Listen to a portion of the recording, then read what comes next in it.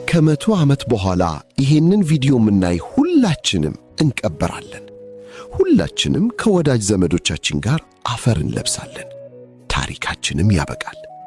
አሁን ላይ እንቅልፋተን ደክመንና ተጨንቀን በገነባናቸው ውብ ቤቶች ውስጥ የማናውቀው ሰው ይኖርባቸዋል። ያን ሁሉ ገንዘብ አፍስሰህ የገዛኸው መኪና፣ ያካበትነው ንብረት እና ያከማችነው ሀብት ሁሉ የሌላ ሰው ይሆናል።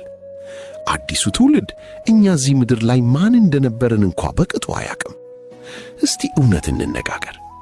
ስንቶቻችንን የአያቶቻችንን አባት ስምና ታሪክ በውል የምናውቀው?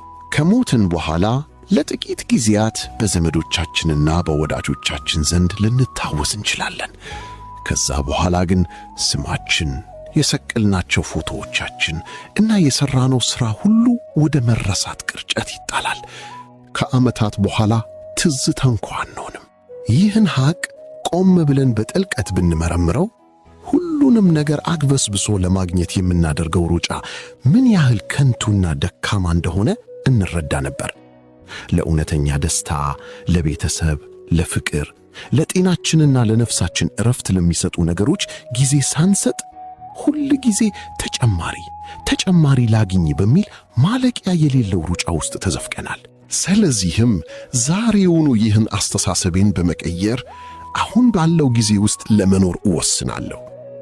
ገንዘብ ማባረሬን ገታ አድርጌ እስካሁን ያላጣጣምኳቸውን የሕይወት ውበቶች ለማየት፣ እውነተኛ ዋጋ ላላቸው ነገሮች ጊዜ ለመስጠት እና ዛሬን በደስታ ለመኖር እመርጣለሁ።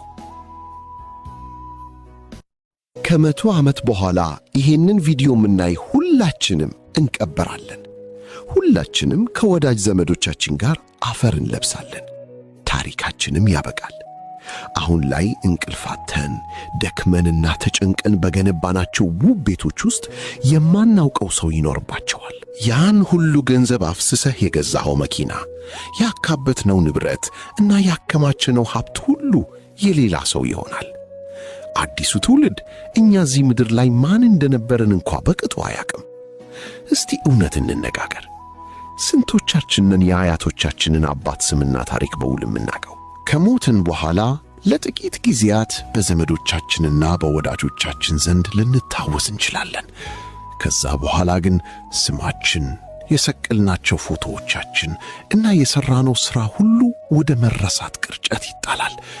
ከዓመታት በኋላ ትዝታ እንኳ አንሆንም። ይህን ሐቅ ቆም ብለን በጥልቀት ብንመረምረው ሁሉንም ነገር አግበስብሶ ለማግኘት የምናደርገው ሩጫ ምን ያህል ከንቱና ደካማ እንደሆነ እንረዳ ነበር።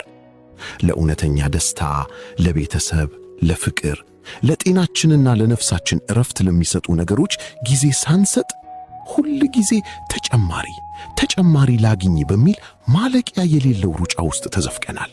ስለዚህም ዛሬውኑ ይህን አስተሳሰቤን በመቀየር አሁን ባለው ጊዜ ውስጥ ለመኖር